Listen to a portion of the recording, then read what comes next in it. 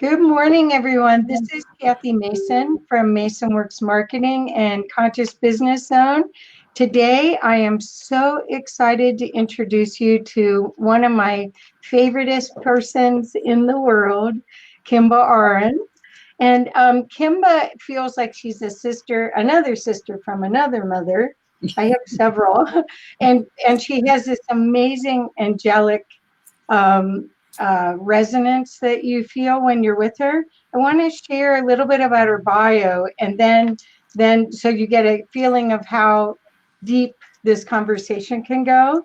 Kimba is an international recording artist and engineer, molecular biologist, classically trained musician since age 7, and professional performer, subtle energy and music therapist, and a full-time spiritual seeker since her transformational wake-up call and near-death experience in 1992.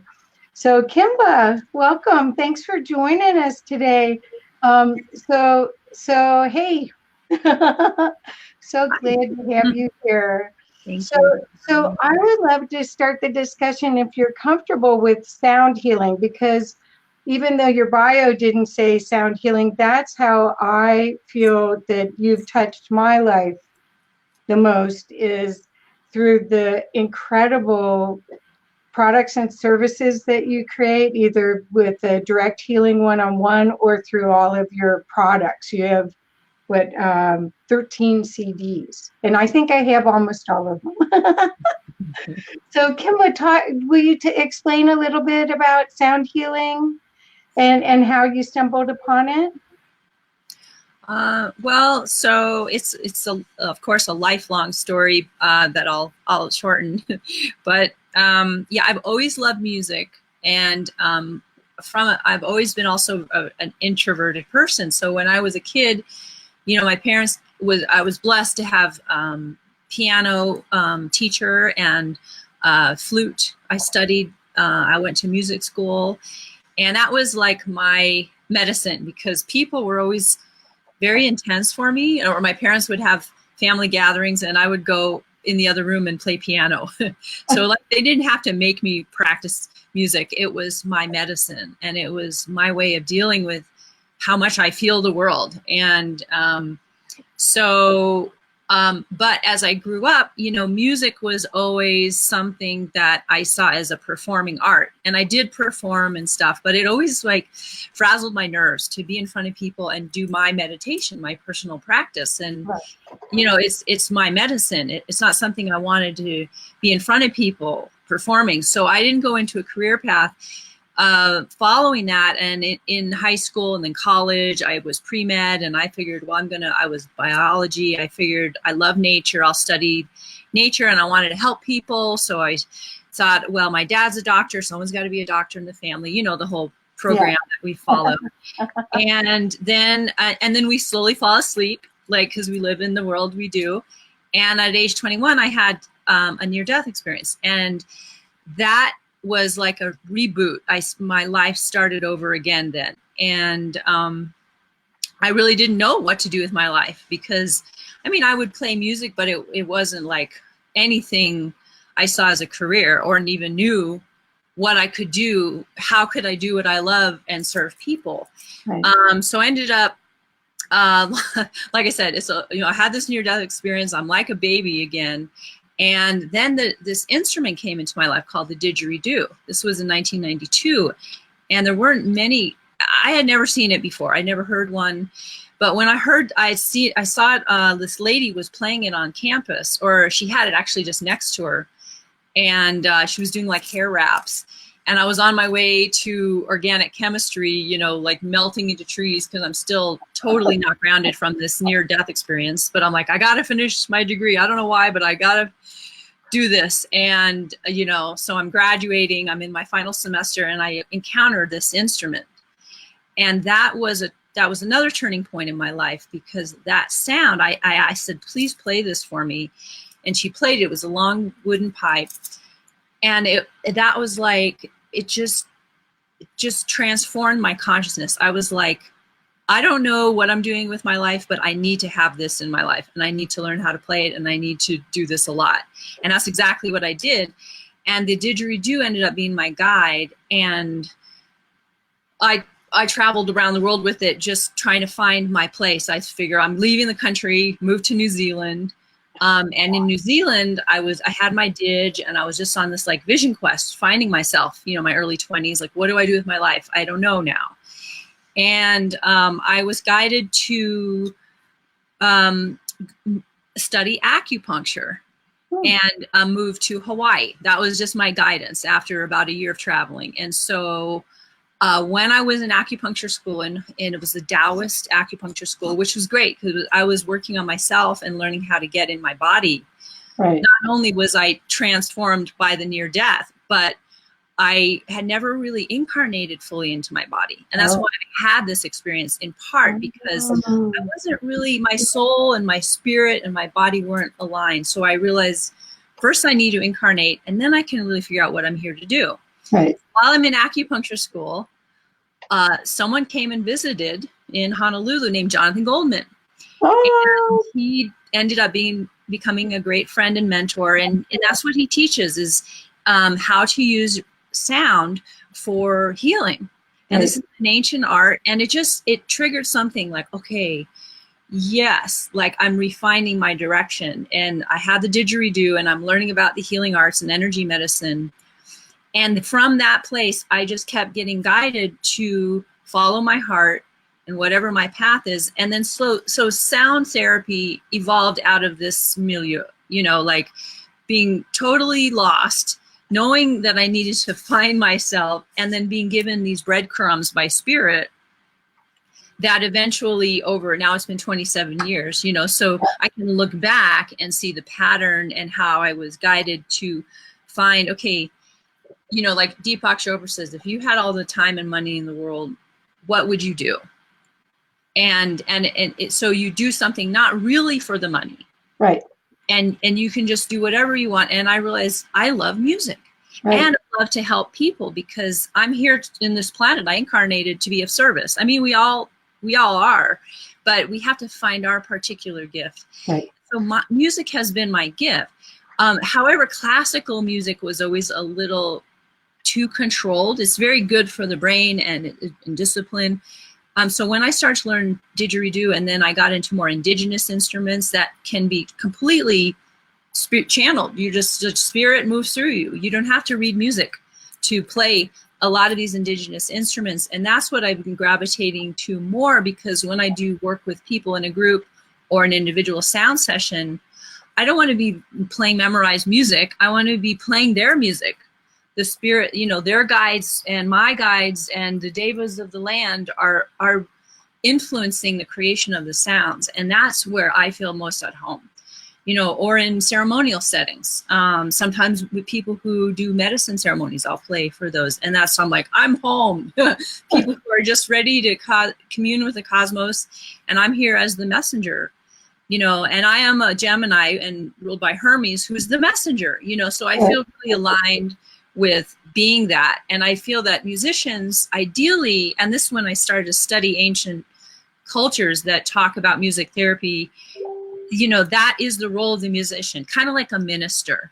You're here to, it's not your music, you're here to be the instrument. Like St. Francis said, make me an instrument, and allow the divine frequencies to flow through you for the service of the people. But you don't take responsibility for that sound. And then it's more amazing than you could ever produce if you, as your personalized ego, were taking responsibility for the sound. So that's kind of where I come from, and a little bit of the background of like how I got to what I'm doing. Yeah, wow, that's so cool. Well, I know that you have the most unique instruments I've ever seen. And I've never seen you with a sheet of music in front of either the crystal didgeridoo or that round device that he has. Water phone. Yeah, they're so cool. So Kimba, when you're doing sound healing, do you see each one of us as a note, kind of, and that the energy and the sound is refining the note that we are, or a chord maybe? More like a symphony. A symphony, okay.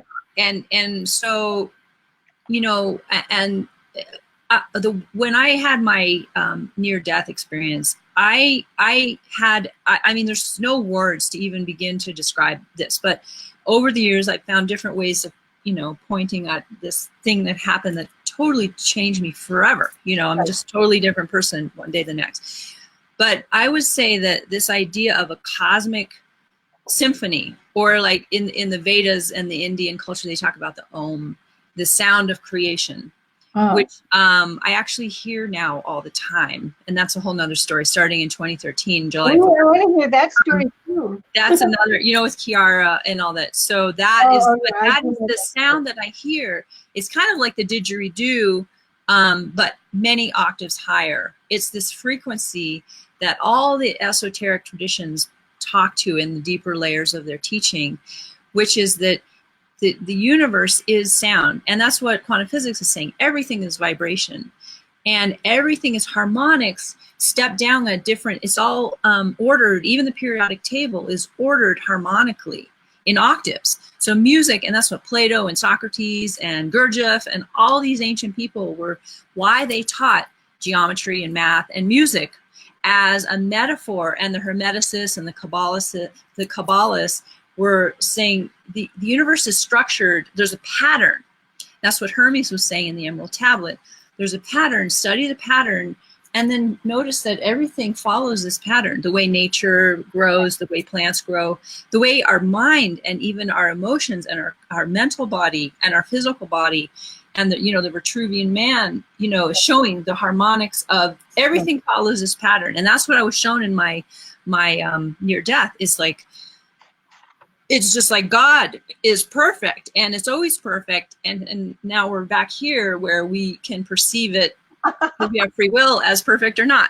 Right. Well, we get to put the storyline with it, which is what the soul mission is to bust through those storylines that came in with to experience and expand. Which in itself is perfect. Even not seeing the perfection is perfect. It's so paradoxical. Yeah. You know, it's a journey. It's the hero's journey, right? So we have to go through this. But music is like, you know, the perfect metaphor, analogy, and tool for understanding the structure of everything. So to answer your question, you know, relating to the body, like, you know, the universe is a cosmic symphony of the highest order, because everything, all the planets, the music of the spheres and how they relate to each other, and our chakras and how they relate to the planets, there's this order that goes up the scale and down the scale, even down to our DNA. It's structured like the cosmos, the galactic spirals of the galaxy. And this really good book called The Hermetic Code in DNA that talks about this. It's just a beautiful job, Michael Hayes, of touching on music and how to relate it to the fractal of the cosmos. Yeah. But so when I work with a person or a group, the way I see it is it's so infinitely complex. We're each unique vibratory beings that and we're changing all the time. So it's like a river. You can't step in the same river twice. Our note, even though there's like, okay, if you listen to a symphony, it's not just all one blob, right? Right. And even in the course of the symphony, like the course of a human life, it is like lots of changes in that song. Right. But what's going on at any moment is really diverse and changing. So like right now, you know, my astrology and the Earth's astrology and what I ate for breakfast and my thoughts and how I slept last night and where I'm in my biorhythms and multiple infinite other factors, my age, whatever. They're all frequencies that affect our current note. And each one of us is a note in the symphony of the universe. Right. Even though our note is a symphony in itself because it's a fractal, right? It's a self-repeating pattern. So when you do sound therapy, it's like, or people say, well, A is the, you know, X chakra, XYZ chakra. And it's like, I don't see it that way, because you can't put in a box something so complex. And the mind, the human mind, wants to simplify things.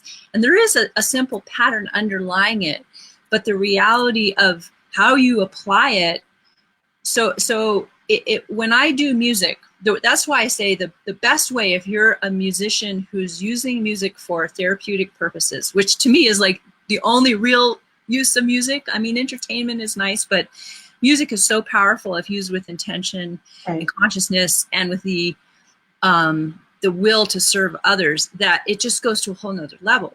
And it's not about, oh, you're such a great musician. It's about your as a musician job is to deliver frequencies that can bring more harmony to the consciousness of the being or the beings receiving it.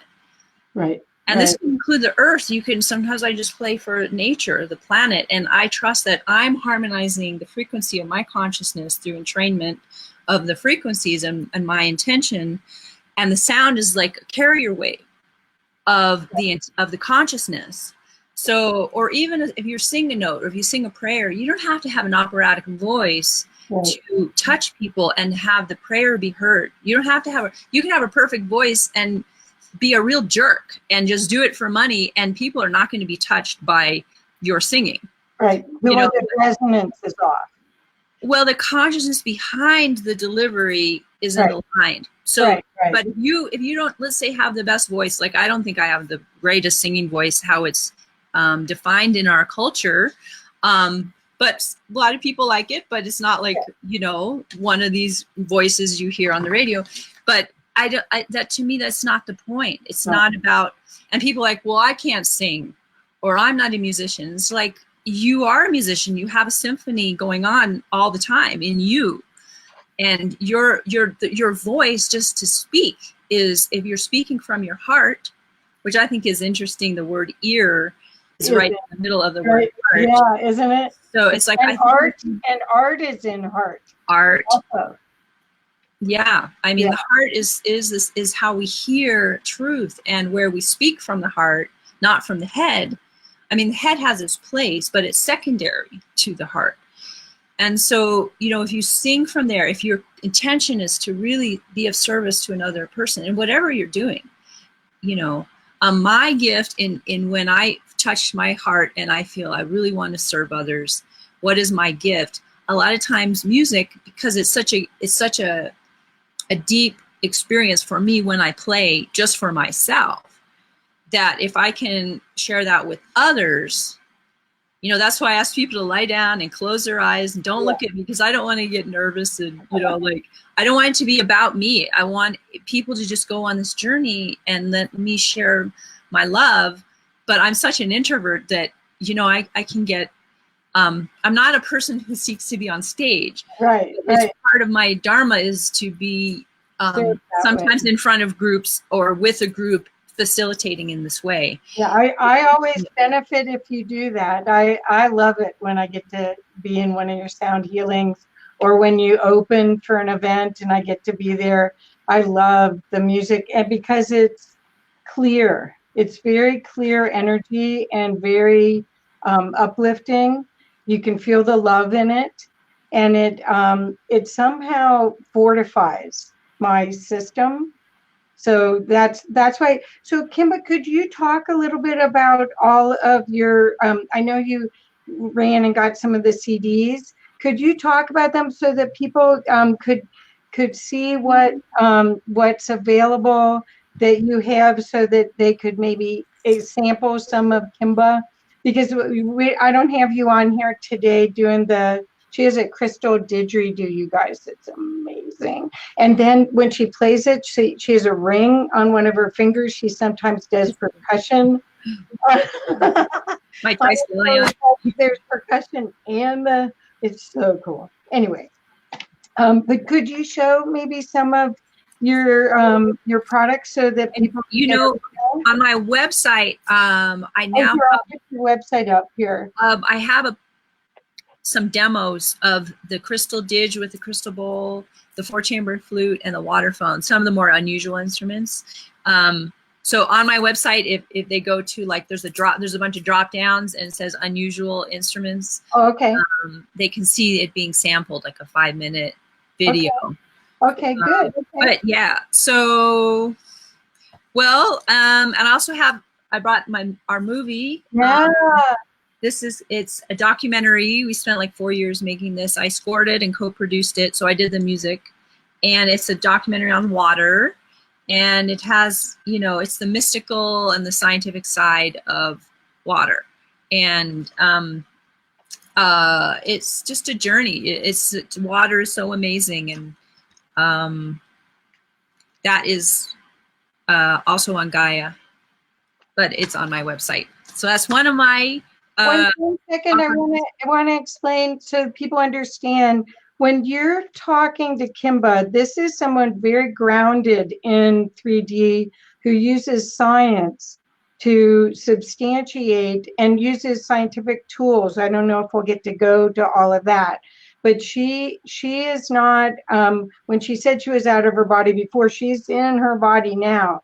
And what she gives you is linear concepts about how this all works that grounds it for you so that it's usable. So it's not just airy fairy, she's just going to be here and see what the divine's bringing through. She might do that when she uses the instruments, but all of her work is beautifully and meticulously created. So I just want to share that, Kimba, because when we're talking about a subject like this, if it's new to some people and they don't understand, that you are a great resource. Every time we go to lunch, I write down a whole bunch of books to read. I mean, yeah, so this is really grounded, usable information. So thank you for letting me interrupt for a second. But thank you. Sure. Oh yeah. Well, this is the real deal. She's the real deal, you guys. Anyway. Well, I can reflect before my awakening at 21. I was way too left brain, but that wasn't my nature. I had just become that. I have a very intellectual family, and all that, and then the Western culture that we live in is very left brain oriented. Yep. And I always felt more comfortable in more my masculine side, even though that which is the right side, left brain, and because I felt safer, because inside, I have Cancer rising, so actually I understand all this tender crab has this hard shell, so it's like you want to protect yourself. So I would use the mind, and I have Gemini 0 degrees, so it's like I would protect myself by being really logical. And I appreciate all of my science background, because then when I got shucked to my right brain big time after the near death, I've been working on being more whole brained, which I feel is what we're meant to do as humans. Right. And, bridge the corpus callosum and use both brains in a balanced way. And then there's some trinity that's some beyond either brain. There's this whole, and that I believe is related to intuition, which is higher faculty that's beyond the mind. And that's actually what, how I feel I can help people the best is when I work intuitively, especially with music, because sound therapy or something, because it's so complex what's going on with the sounds and interacting your frequency and another person, that if you don't use your intuition and you try to use your mind, right or left brain, you're just lost. Right. You're not tapping into the big mind of the cosmos. Right. Which is our higher self. We're all God, the way I see it. And we're all a fractal of God. And so when we tap into our intuition, that's like one of the harmonics of our connectivity to the cosmic mind. And so when they talk about the zone, or when people, that's a little window into it, or my near death was that. And then when you get a taste of that, you don't want anything else. Right. It's like the ultimate addiction, if there could be. And, we seek to get there through addictions, but they can't get you there. They can maybe, show you at the beginning a little window, and then you got to do the work yourself. I had a white light experience in 15 years ago almost now, and I think of it every single day still. And the first year afterwards, it was like, how do I get back there? How do I get back there? And I am there, but you had to be it. Yes. It's not about finding it. It's sitting in it or accepting it and looking from that, be the observer from that perspective. Yeah. Right. Yeah. Cool. Okay. Yeah. So you showed us the video on water, and I got to, I was part of the review board that got to see one of the first versions of it. So that was super cool. So yeah, that's a great movie. Okay, so are you going to show? Do you have the psychedelic prayer? I don't have all the CDs, and a couple of them now are only digital. So what's happening on the internet is more people, and a lot of computers now don't even have disk drives. So they're pushing us toward the wireless thing. And my issue with that is, so people are buying less CDs. And so I'm not producing some when I run out of stock, I probably will just go digital. Oh. And then some are already digital only. Well, it's hard to give a digital CD as a gift. I feel like getting those and giving them as gift. I've given a lot of your CDs as gifts. Well, I have a whole bunch of this one. And and this one actually I put on sale because I printed so many of these. And but this is a CD and a DVD, and on the back has a picture. This is this album exposed to Sakamoto photographed the music from this CD and sent me the photos before he died. You know, and we have him in our movie as well. But so it has a 22-page booklet. The DVD is an audio DVD of the CD music. So I only found one place in the US that does audio DVDs. And the reason you put audio on a DVD is you can have the highest fidelity sound quality.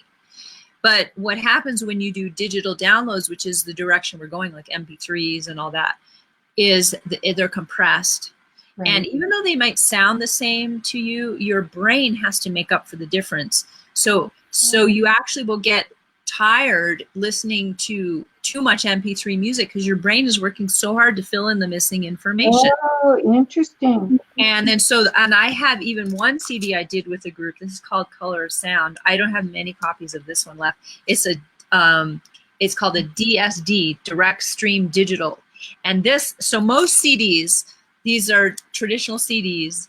This one I did with Dr. Weil, and sounds true. I have actually 4 with Dr. Weil, but these are 24,000 samples per second. All CDs are that. Okay. The DVD audio has 96,000 samples per second. So you can think of, you're getting a lot more information per second.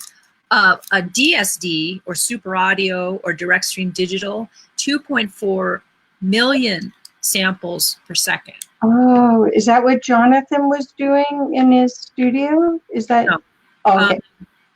But this was Sony started with this, and then it kind of got phased out because you need a DSD player or a Game Boy. You can play it on a Game Boy, but it also has a regular. If you put this in a regular CD player, it'll still play. It's a dual layer disc. So you can still play this on a regular CD, but if you listen to this on a DSD system, you almost can't tell. It sounds like a live performance. It's the closest you have to live performance. But this is for what we call audiophiles. Audiophiles are people who, like me, who care about sound quality. Not just, the music, but actually the quality of the recording and the playback. And there are limitations every step of the way. The kind of microphone you use, the speakers you use to play it back on. But if you have really good headphones, that sometimes just transcends everything. You don't need this, 10 grand set of speakers.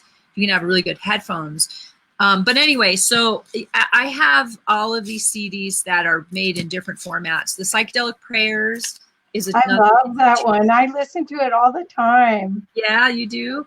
Yeah, there's a spoken word and an instrumental. I listen to the instrumental more. Yeah. Yeah, right. Just because it's background music, but like I'll be in my living room and I just have it on. I love it. So something interesting about this CD is on my website, I also talk about a certain tuning that I've been studying. So tuning is a kind of musical term, but more and more people are familiar with it. So all of the instruments right now in the Western culture are tuned to 440. Right. It's considered standard tuning. But apparently, this is a recent modification. And some say that it was changed during the Hitler regime to 440. But it was at 4 other tunings. And the ancients, a lot of ancient cultures use a tuning called 432, which is the note A is 432 cycles per second. So, and then all the other notes in the scale are determined relative to that note. it's a calculation. Uh-huh. And so what's interesting on this CD is we had, so I've been playing with the 432 and actually this Gaia Earth Dreaming, this CD, which is on sale for $5. It's usually $20 my gosh. on my website. 2 CD set, a DVD, and a 22-page booklet. But anyway, this one talks about a lot about the 432 tuning in like the King's Chamber in the Great Pyramids, and Teotihuacan and all these ancient sites. 432 is a recurring number in like diameters or lengths or relative distances of buildings. So they encoded this, and it's also related to the number 9, which is a recurring number in nature. And anyway, on my website, if you look at drop down 432, there's a ton of information on it. And I think it's like, I look at tuning as like tuning into different stations, because, you know, there's all these radio stations right now in the atmosphere, but if you have a way to receive it, you can pick up the information contained in that station. And so to me, 432 is a very interesting station to tune into. And the ancients were doing this. So anyway, long story short, we put our piano in the 432 tuning, because you can do that. Any instrument, a guitar, anything you can tune with strings that you can determine and use a tuner these days. You know, so once we did that, I've never channeled piano songs before. I always just read music as far as classical piano. So a series of songs came in on full and new moons over the course of a year, following this piano we got, which is actually right here now. It's in 432. And the first song was called, they had a name. They were all very different songs, but they all had a similar feeling, but one was a waltz and one was kind of dramatic, and there's just a whole series of them. And I always consider that's the closest experience I've had to channeling. And the first one is called Valse de Lune, which means, it was a French name, and it means Waltz of the Moon. And this was over a period of moons that I got all these songs. So all of those songs, so I ended up it took about a few years.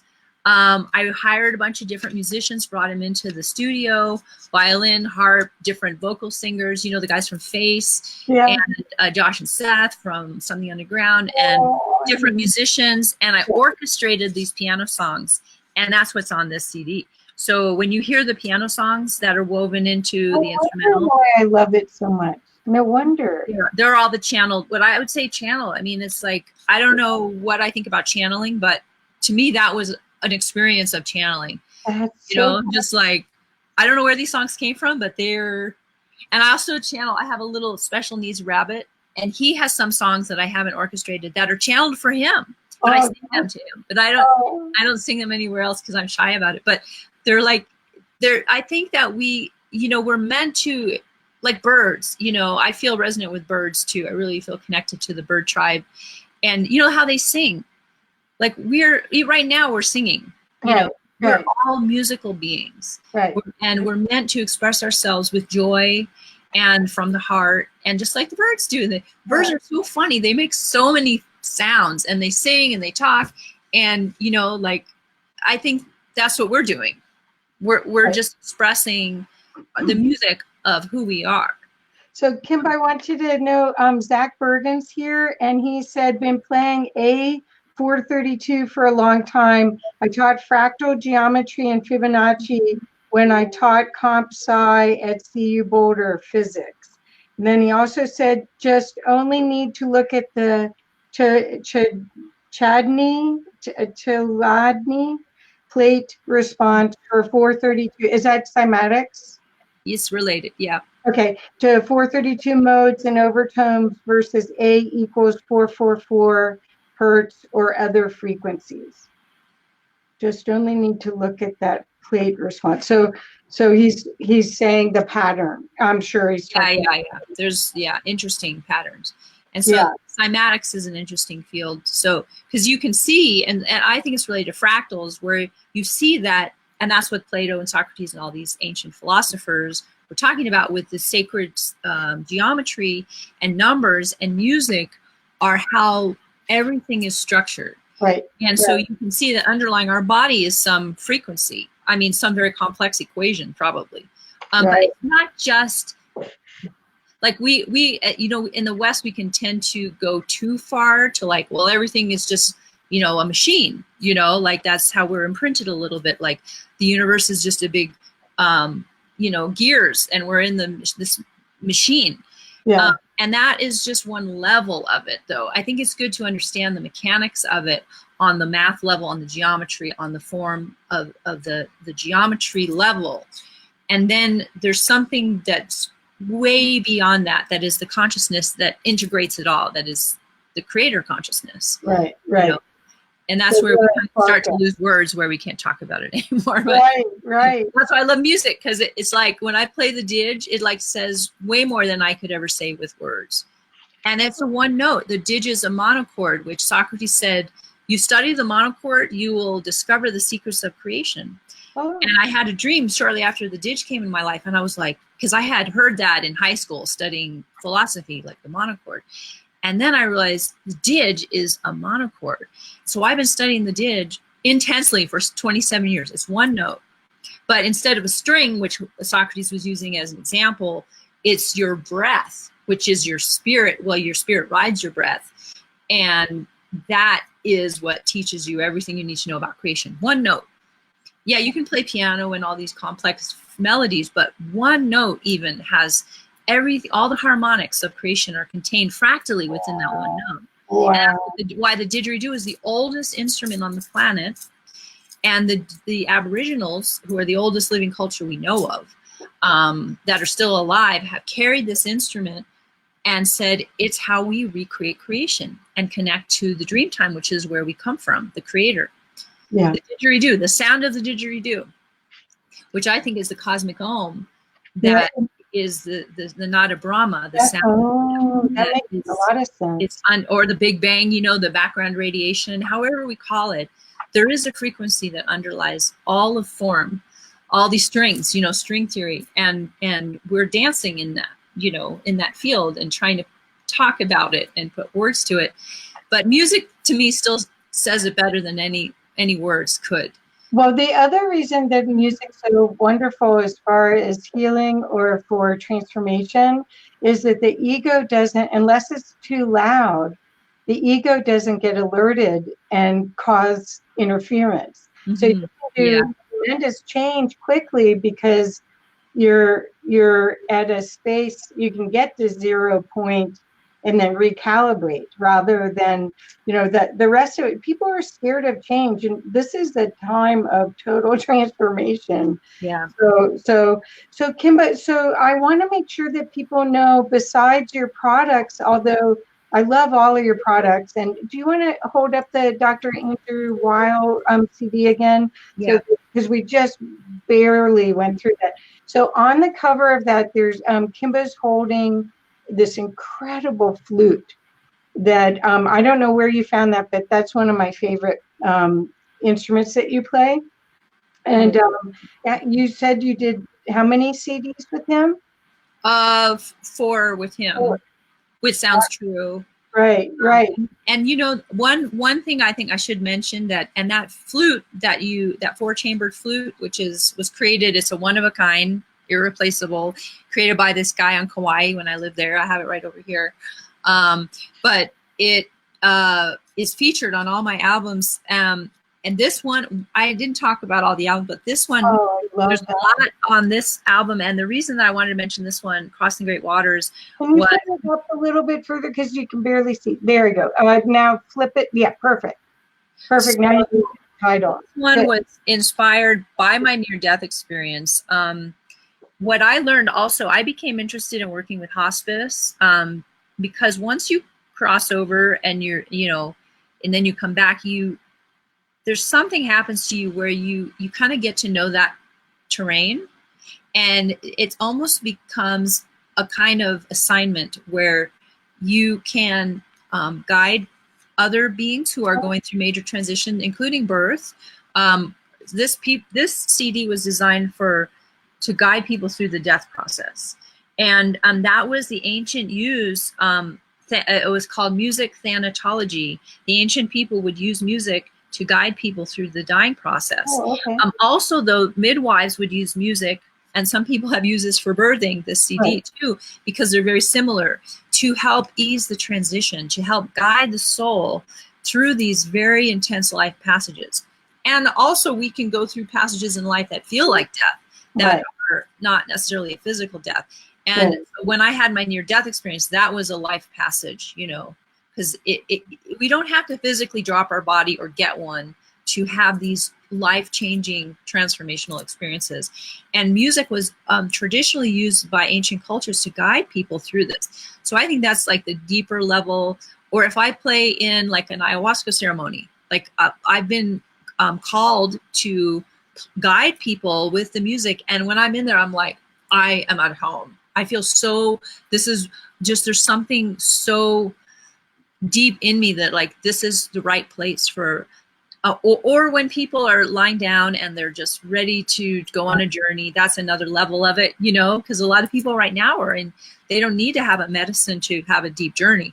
Right. But that's a place where I feel more at home, is like, I'm one of these, like Hermes, they go between the worlds, you know. There's another world called psychopomp that I heard, and Persephone was a psychopomp, this Greek, you know, goddess that would go to the underworld and then come back. And it's an archetype that some of us carry. We all have archetypes that are, some people have different archetypes. And that is definitely a big one for me, that going between the worlds, being a guide, because I've gone through them and I go through them still. And people call it the dark night sometimes, but the dark night is really, doesn't have to be a negative experience. It's just how we experience life in duality multiple times, birth, death, and in between. Really. It's a liberation, really, but you don't see it that way maybe at the time, because you're jumping off one precipice to the next. It's the Fool card. That's really a big one for me. I dream about the card sometimes, and it's like, and it's to be comfortable with the unknown. Right. And that's what I think, those of us who that's our archetype, we can help people to, like a midwife, to be more comfortable in the, it doesn't have to be difficult. It doesn't have to be painful, death, birth, or these life changes that we go through. But I think things like music, and the planet is in a kind of birthing portal globally. So we're all feeling some level of this. And I feel Lamaze breathing, you know, for me, I had the Dig taught me how to breathe. Right. I wasn't a good breather. And a lot of us, ha'aules in Hawaii, this means without breath. A lot of us do not breathe. Right. And, and it makes things harder. And so learning how to just like be with your spirit, know it's all perfect, and just do this thing. We're here for this short life, and let's use the tools to make it a little more gentle. Right, right. Well, so that's why I love your music, is it seems to transform and even out the frequencies in my field. I'm very sensitive too. Mm-hmm. So I love the way that it changes the frequency of the space I'm in. So, and that's what we're on Conscious Business Zone, so that people can make conscious choices to use tools and remedies that make their life smoother and allow them to connect to the love that they are, and to do business from there. Before we go, because we're almost out of time, I wanted, if there's a second or two, to talk about the tools, the instruments that you use at your clinic. So you have a wonderful office at Radiance Health, your health clinic.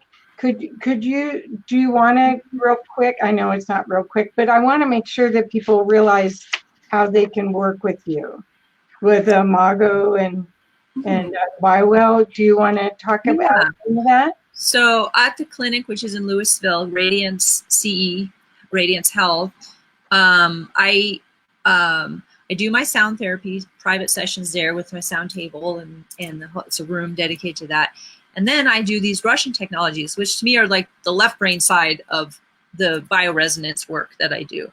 And I've been trained by Konstantin, who developed the GDV BioWell camera, which takes your finger. It's kind of like visualizing your aura. but it's just one part of your aura, but it's very scientific. Like he's one of the top scientists in Russia, and the Russian scientists don't mess around. And their government has been sponsoring subtle energy research for like 30 plus years versus our government who like does the opposite. Right. You know, so they have very solid foundation in subtle energy research. And Constantine, so we have the BioWell, which it doesn't have a per se interactive therapy. It does have a what do you call it? It's like an application that goes with it that has, it's called BioCore, and I designed the music for that, but it's only available in Europe. So that's the more interactive part of a therapeutic. It's kind of based on biofeedback. Okay. But in the clinic, I can, and I'm also a distributor for it, so people can buy these units now. They used to be not user-friendly and too expensive, and now they're available for either people to have in their own clinics or to just use for their own personal wellness. And it shows your meridian, your organ systems, your chakra system, basically a snapshot of your health based on your biofield. And then the Imago is the other technique that Constantine introduced me to, and it took me a while to get trained on this. It's not really available in the US very much. It's starting to creep in now to user use in the US, but only medical doctors in Europe, all over Europe, are using this. And it's replacing a lot of really conventional medicine. So we're being real careful because, you know, our current system isn't always amenable to these technologies that they feel threatened by. But it's basically working just with your biofield. It scans your body. It's kind of like something from Star Trek, the Imago. Well, I know you did it on me. Yeah.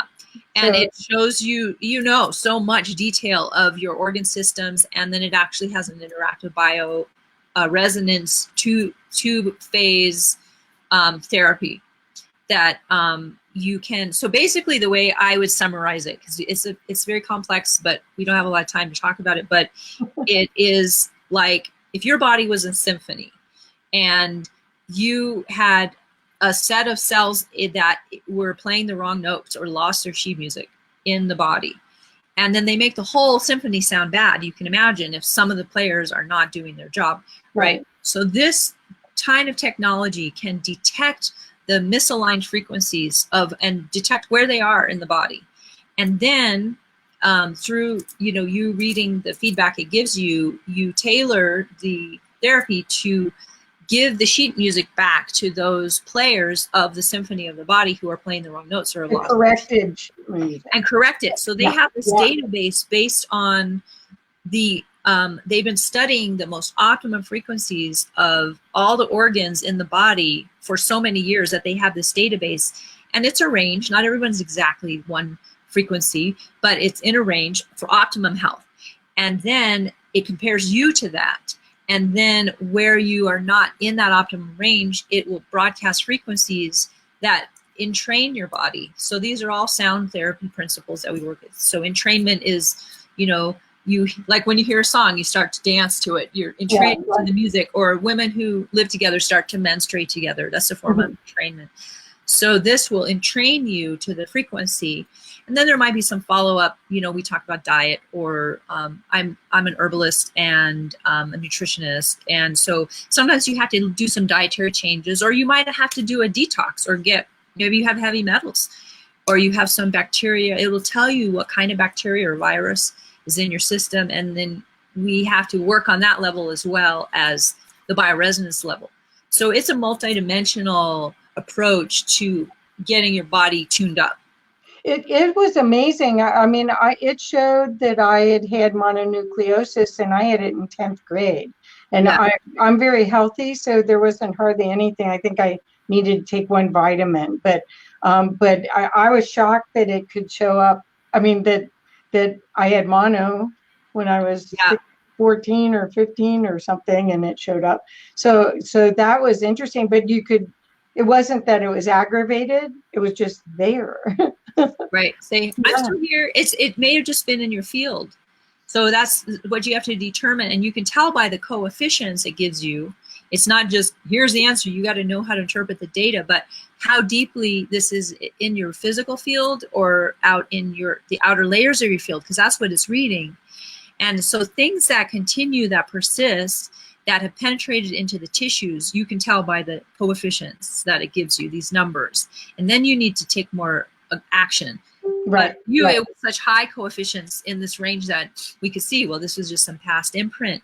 But even lead, you can even, like I'm dealing with some lead, physical lead right now, but people can have lead just in their field, and it's not even in their body anymore, and it will pick that up.